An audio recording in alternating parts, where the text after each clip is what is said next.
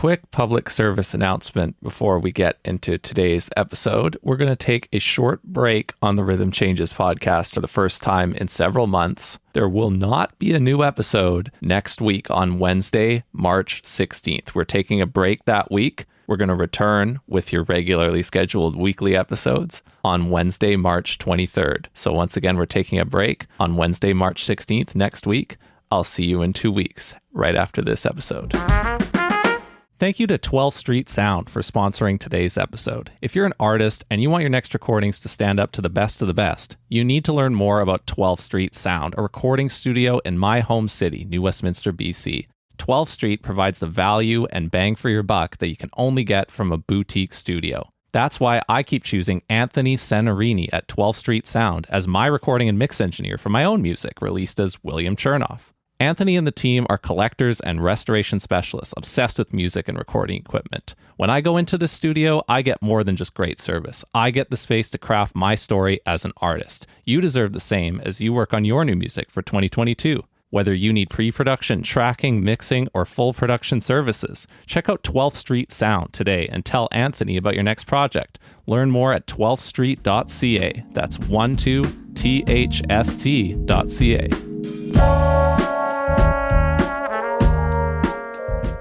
To me, music is about being with people.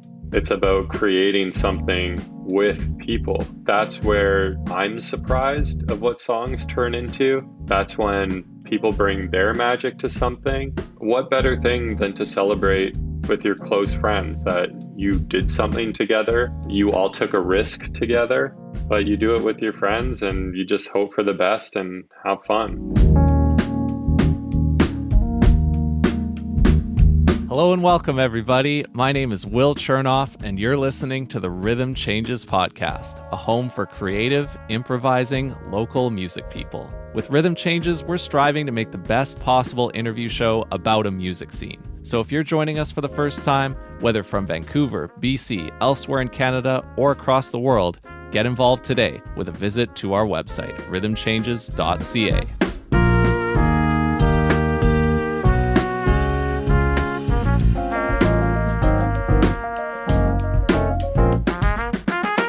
Our guest today is a co-founder of the band Blue Jay, and he is the host of the JPod, a fellow Vancouver music interview podcast, which he launched in August 2020. He has also made an album under the name Messaluna, and he's produced, played with, and mixed for many other bands and artists in the Vancouver indie rock community. With Blue Jay, he released the band's first full-length album, A Sign of Good Luck, with Network Records on March 4th, 2022. You can follow him on Instagram by searching for Blue Jay there and find the new album out everywhere. So please welcome to the Rhythm Changes podcast, Justice McLellan. Howdy. Hey, Will. Hey, yeah, how are you doing today? I'm doing excellent. There's been a few glimpses of sunshine. So just right before this, I grabbed a little coffee and was like a little lizard in the sun on the sidewalk, soaking it up, trying to get some of that lovely vitamin D. Yeah, I was enjoying my coffee at home today, enjoying the weather warming up, and it's great times. But I just want to say, first of all, I've learned so much from you from afar, just listening to your show, and I couldn't do what I'm doing without you. So right off the top, thanks for everything you do. I love it. Wow. Well, thank you. I really, really appreciate that. I've had some fun doing some podcasts and stuff, and it looks like you're going full on. I mean, you got a whole production here with it's really well done. So good on you, man. Oh, thank you. I mean, you know as well as anybody, it takes a lot of work to do something like this as a solo operator. Yeah, it definitely can. Well, before we get into all the music stuff, there's one thing that has just been bugging me because I've never had the chance to ask you. I've never come across the answer on my own time. So I got to start by asking you this. What is the theme music that you've used on most episodes of the JPod? What is that? That's actually just a beat that I made. I think it was, I actually worked on this 25 episode exercise show once. Oh. I do composition work as well. Actually, that's a bulk of what I'm doing these days. That was somewhat of a piece that I took from there and then adjusted a little bit. So yeah, that just came from another project. And when I did my first podcast, or close to the beginning, it was just like, what do I have on my computer that I can use? Totally. And I mean, I make a ton of little beats and stuff that never see the light of day. So it was pretty easy to find a little snippet that it sounds kind of podcasty. You know what I mean? It's just there's a certain kind of podcast music that plays, and I was like, this is kind of neutral, and it'll work. Neutral vibes. It's just like what you want on all those ambient playlists, right? Yeah. Oh boy, I love some of those ambient playlists on YouTube. Have you? Well, I guess it's sort of ambient. There's a YouTube channel called Lo-Fi Girl. Okay, yeah. Have you ever listened to that? I can't recall. I don't do a lot of YouTube music streaming. I mean, ironically, I use YouTube Music as my music app, but I haven't just browsed around that kind of thing. It's not something I've checked out, but it sounds familiar. Maybe somebody's mentioned it to me before. Yeah, I mean, I recommend it to anyone who's like studying, or say you're having a conversation with some friends and you just want something nice and chill in the back. Lo-Fi Girl Nice. YouTube channel is one of my favorites. Kicking it off with a great recommendation. I love it. So I have spent a lot of time in this kind of jazz community in Vancouver and growing up around the Capilano University community. And when I've had bands from this community on the Rhythm Changes podcast here, it's almost like clockwork. I can say, well, all the members of this band met while they were together in the jazz program at Capilano University. But as far as Blue Jay today, as you release your album, yourself, Lindsay Schoberg, Mark Robert Whiting, Adam Fink, maybe you could take some time here and just introduce each of these three band members and how you came to be friends with them and how you came to bring them together into this band. Sure. This band kind of started with Mark eventually moving to Vancouver. So Mark and I have known each other since high school. Yeah. And we went to high school together in Aurora, Ontario.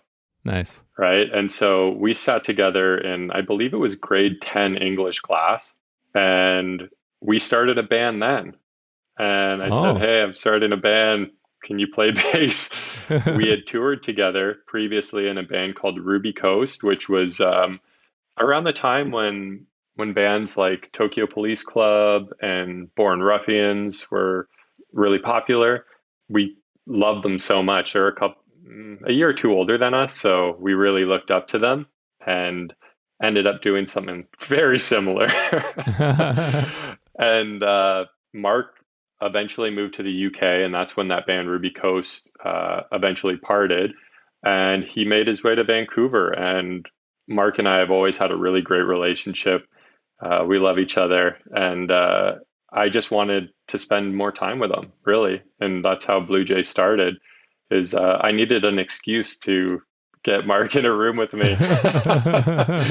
And yeah, since then we've had a couple members switch out. So initially, our friend Rochelle was playing keyboards, and she moved to Montreal. She actually played on the EP, and my friend Ethan, who has a band called Casual Luxury, he played drums, and he had moved to Calgary at the time. So with each of those members moving to different places, I knew Lindsay Schoberg from JJ Bean, actually. We had worked a shift together. She worked there for a short period of time. Okay. And she would come in to JJ Bean as well. We met through that sort of community. And then I would make Adam coffee when I worked at JJ Bean. So which JJ Bean was this? This was the one at Main and 14th. Ah, okay. Yeah, so Adam worked nearby, and he would get a large Americano, and I would make that for him often. And just knowing that we played music, we would exchange pleasantries. And yeah, when I asked him to play, he was into it. Lindsay was into it. And we've been having a really good time since. So it's been great. Yeah. And I've been trying to keep track of when all the material for this excellent album started to get locked in on record, because you've had quite a build into this album over the last year or two, and maybe the whole COVID period. And I know it's funny to think about, but like, definitely no shade on that. I think it's well worth the wait. When you hear this collection of music, it totally makes sense and it feels right as a listener. But I think September 2020, if I'm not mistaken, is when the ball really got rolling on recording these album sessions. But can you talk a bit more about the timeline and the longer kind of timeline that led Oh, into you wow. releasing this? You're right. It has been a while.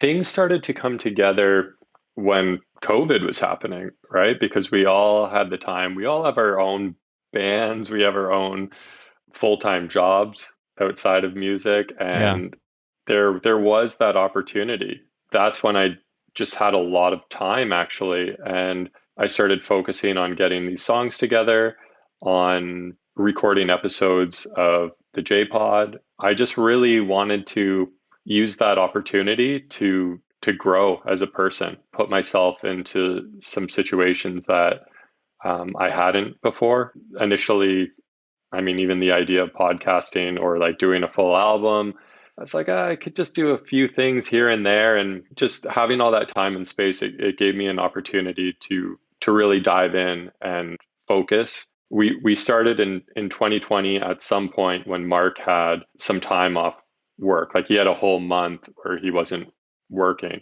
And we just hammered the songs out. Like we would go to the space, maybe get two songs each time we were there, with the band arrangement on it. Also on some of these songs, my friend Tim Clapp also does some co-writing with me as well.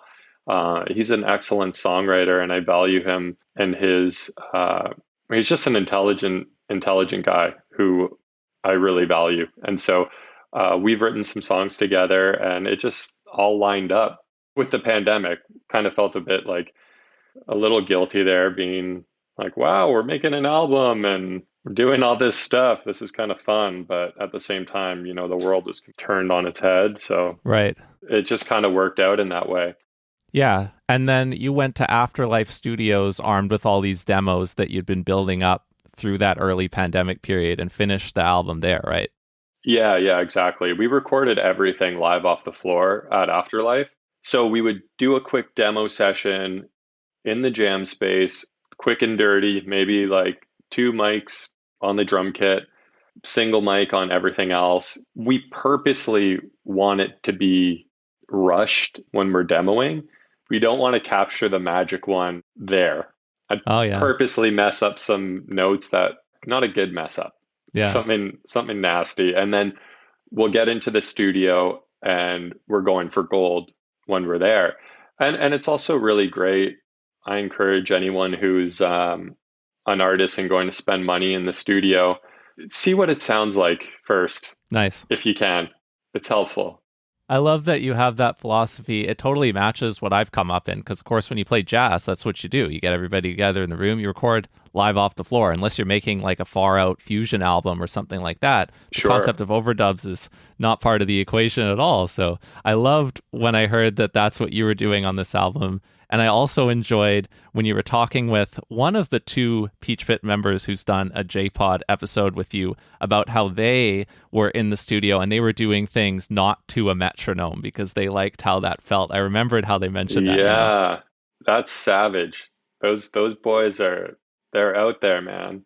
Yeah, totally. And they're also part of this Kingfisher Blues extended universe, right? With your friend Tim Clapp and you Yeah. guys sharing these common people in the community. And that's really fun to watch too, right?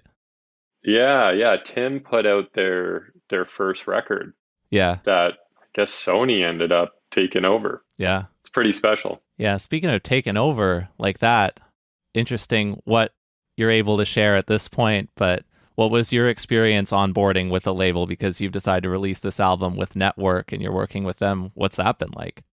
It's been a very positive experience. At this point, they've taken us under their wing, and it's not like we were blowing up with Spotify numbers or anything like that. So, just happy to have the opportunity to get our music further out there. The team is really great. They're invested in the music. Every meeting that we have, I feel like they care about it. And I've had some experiences in the past where I had signed away like my publishing for a certain period of time and just didn't necessarily have the greatest experience with that. And This was with another large Canadian label. And yeah, so my experience with Network has just been amazing. I love it. And I'm so proud that they're going to be releasing our first album ever. Yeah. And you've had this long run up with Blue Jay too, where you've had this slow build, where you've had the time to get on a bunch of different Spotify playlists, to get a bunch of people following you on that platform and others, because if I'm not mistaken, you launched Blue Jay to the community for the first time sort of around the middle to end of 2017. Is that right? Yeah, that show was something. Yeah, we played our first show at Lana Lou's actually. Oh, cool. Yeah, and that was something that a friend was putting on a gig and said, "Hey, do you want to do something just playing guitar or solo show?" And that was the opportunity to get Mark and Ethan and Rochelle involved at the time and just go play a quick and dirty set. Yeah. Yeah, that was the initial start of Blue Jay. And for me, I was playing in Messaluna at the time, and a lot of those live gigs were to computer, like a computer track. And I just wanted to play something that was really loose and really silly and off grid. And something that we often do in Blue Jay is sometimes see how slow we can play. Okay. And I don't know what it makes me laugh. I don't know why, but it's just something about trying to find that slow pocket with everyone. It makes me giggle. I don't know why. So It's hard. yeah, maybe it's because it's hard and you're just all trying to figure it out. But we just shot a music video for this song off our record called "I Feel Your Pull," and Adam was drum syncing to his own track, and it's so slow that like it's like, man, this is so hard to like play it like this without like a metronome or a click in the background. So yeah, you're right, it is hard. Yeah. Yeah, it's going to be nice to finally have this full record out there. And part of the reason why there was such a long lead up with most of the tracks being out off of the album is we'd released two singles from the record when Network approached us to sign us and put out the album. Oh, Yeah. I guess that is So a little unusual, right? yeah, I guess Yeah. so. But I mean, at that point, I'd kind of thought to myself, I'm not really in this to be chasing labels or trying to make too many things happen. So I just started putting music out without doing any of that stuff. Yeah, and interestingly enough, it just struck a chord at that time. So I feel very blessed to, I mean, have this work out.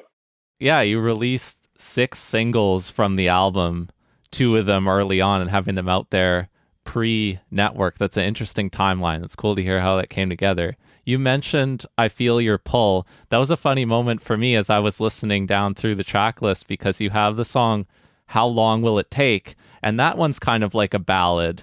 And I could really imagine that one in particular live. "How Long Will It Take?" Like that being a really powerful live moment. And then it was funny because then you go into "I Feel Your Pull," and it's like it's even more of a ballad. Like it's even slower, but different in a different sort of way. And it was almost like when I got there, I could imagine that song really being a mood song that fits into a whole bunch of different moods and playlists and online places like that. And then I thought it was so funny because today, on the date of recording, you quoted lyrics from that song on your Instagram post with like a photo of you looking up at the globe in the convention center. And I was like, oh yeah, it's a great example of how that song sets a mood, you know? I think on the record, that's my favorite song for sure. Nice. Yeah, but I think it's like the artist's favorite song. You know what I mean? It's like I don't think it's going to be everyone else's because it's so slow. But yeah, I'm really happy with how that one turned out.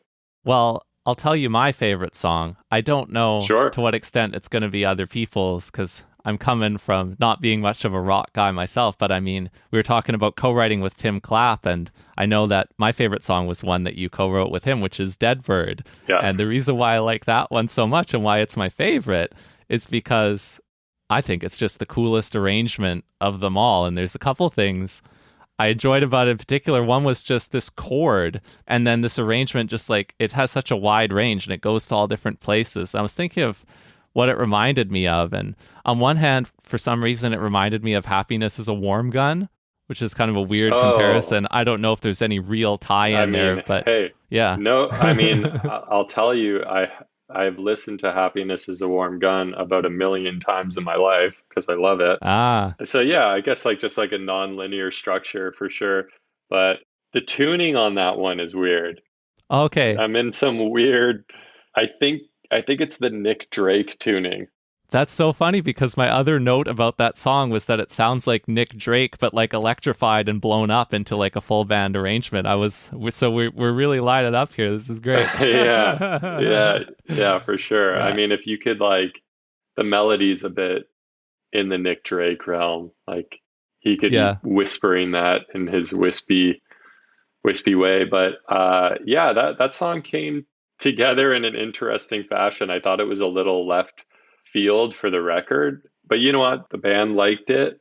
That's all I'm really looking for is when everyone in the room goes, "This is cool. Yeah. I like it." Then we move on, right? We don't really go beyond that. Yeah. I'd say that our band practices are more about seeing what everyone else is up to, how everyone's doing, and if we get to making music, then that's good. Yeah. But yeah, it's my favorite. I love playing with these guys. Yeah, that reminds me of something else from the JPod back catalog, because you've had two of your current Blue Jay bandmates on the podcast, not Mark, but I mean, your first episode was with Adam because you said you kind of started the podcast on a whim while setting up for a Blue Jay demo session with him, and that's how you Yeah, started to roll the tape on episode one, and then you had Lindsay on. And then I'm trying to remember from Lindsay's episode, there was something where you were talking about how Blue Jay really had this very kind of validating vibe where at least she and you all felt really comfortable bringing ideas to each other and that you would all enjoy them and you would find ways to make the best of them and that was one of your strengths. yeah, definitely. I mean, everyone's going to be different within their band dynamics or their vision of what a song should be. But to me, music is about being with people. It's about creating something with people. That's where I'm surprised of what songs turn into. That's when people bring their magic to something. And that's where I think you can find a lot of unique elements because if I'm listening to Happiness is a Warm Gun, and that's sort of the thing percolating in the back of my mind, and I go to write a song and I'm doing the drums, the bass, the key, it's going to sound a lot like that song probably. Whereas I was playing some of those Nick Drake chords on that one song, instantaneously people just start playing stuff. Nobody's thinking about anything. And maybe, Adam was listening to Oasis or something. So I think that's a much more special way of making music. And for me, music is also about celebrating the release of it. What better thing than to celebrate with your close friends that you did something together?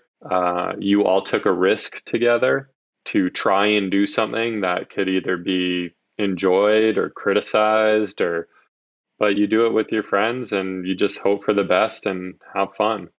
Oh, I love it. That really speaks to me. That attitude resonates a lot. So it's great to hear you saying that, stealing the words right out of my mouth. I agree completely. That's awesome. Well, I'm glad they do because I'll say that I haven't always had that perspective.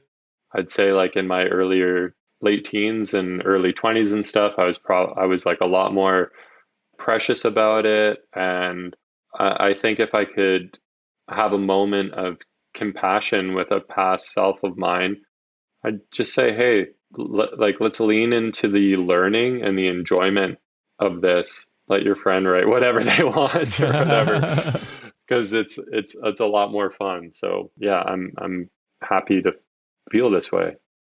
There are a couple of moments within the middle of the album where your voice ends up being quite exposed in the arrangement, almost to an a cappella degree. And I just wanted to ask you in general about those songs or about how you crafted those or how that ended up happening. The two that I took note of are in How Long Will It Take, that first kind of ballad song before I Feel Your Pull. There's a moment in there where your voice is pretty exposed. There's also at the ending of I Feel Your Pull happens again. And then in the pre-choruses of Something Happened, which is like a pretty heavy song. Like it's got a more rocking arrangement than some of the other ones, but there are some moments where your voice gets really exposed too. Drama. It's just drama, right? Yeah. It's I guess as a tool musically, it's generally a way to highlight a line, right? Or to create dynamics. Also to draw attention to the lyrics, right? Yeah. So in all of those sections, those are all words that I didn't want there to be any confusion on. And when you have, say, a ride cymbal in one ear going and the S's and the sibilance of the symbols, perhaps obscure words, I find that leaving those open spaces is just an opportunity for maybe I'm singing to you, but it's kind of like I'm talking to you too, which I think is what I was trying to achieve. I love it. Yeah, I bring back the song I Feel Your Pull again, and I'm not, trying to like hype myself up or anything, but part of why that song is like my favorite is that ending part and perhaps how Vancouver and stuff it all feels to me. It's just, yeah, I'm really happy with how that turned out. Yeah. Oh, yeah. I enjoy it a lot too. And that's very smart. That is the ears of a mixer at work as an artist. Yeah, I do lots of mixing and producing. So it's makes me think about that stuff sometimes, especially when we're arranging, because I used to just jam as much sound in as possible in the Ruby Coast songs when we first started. It's like, we need horns, we need 50,000 didgeridoos.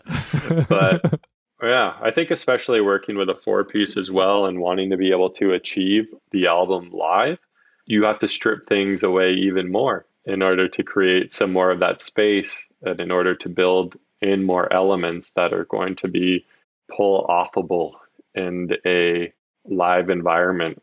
Well, I look forward to hearing that someday very soon and seeing how well you do at that for myself. Yeah, so actually Adam Fink, he is a part of the booking team at the Fox Cabaret, and it's been tough for them. It's been very tough for that team and the people who work there. So to know that they're actually going to be able to get back at it and geez, just be with people and hear music again, right? Yeah. It's a special thing, and it's been a long time. So that'll be excellent. Absolutely. I can't wait. My podcast is a little bit shorter than yours in runtime. I don't have the skill to do a 3-hour interview with Charlie Kerr or to approach the length of your episodes that I enjoy so much.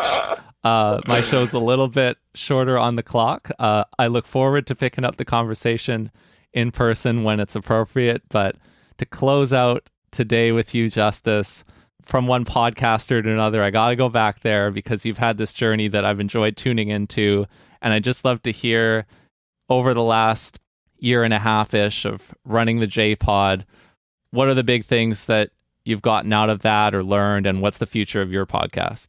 Yeah, good question. I suppose one of the special things I learned with it was that people are open to coming and communicating with you, which is very, very special. Like you can ask somebody to come on your podcast, and I would say as the podcaster, do your research and make the person feel special, like not in a manipulative way, but in the way that you actually are interested in what that artist is doing, right? And that's who I've had on my podcast, are folks that I'm genuinely interested in what they're doing. So yeah, I learned that people are open to come on to these shows at a local level with somebody who is an unknown podcaster as myself. Same. Yeah, that was pretty cool. And yeah, for the future of it, we'll see. I've got my hands full with quite a bit of composition work and album releases and whatnot. So we'll see how that goes. And when the time's right, I'll get back at it if I'm into it. Right on. Well, I think of you as this person of possibility. You make things happen with other people and you make a lot of stuff happen yourself. And hey, if there are new episodes in the queue over at the JPod right now, whenever you, the listener, are listening to this, go check out those too, because Justice and I are in the same city and I really respect what you do. So thanks again so much for taking the time to chat with me today. Oh, thanks for having me, Will. And good on you for getting your podcast revved up and cooking in such a great way. You're doing a great job, man. So thank you. Thank you for tuning in to this episode of the Rhythm Changes podcast. If you haven't followed the show yet, make sure you do, and tell your friends who might enjoy listening too. Link them to our website, rhythmchanges.ca, Facebook at Chernoff Music, or Instagram and Twitter at Rhythm Changes BC. The Rhythm Changes podcast is a Chernoff Music production. See show notes for full production credits. Copyright 2022 Chernoff Music.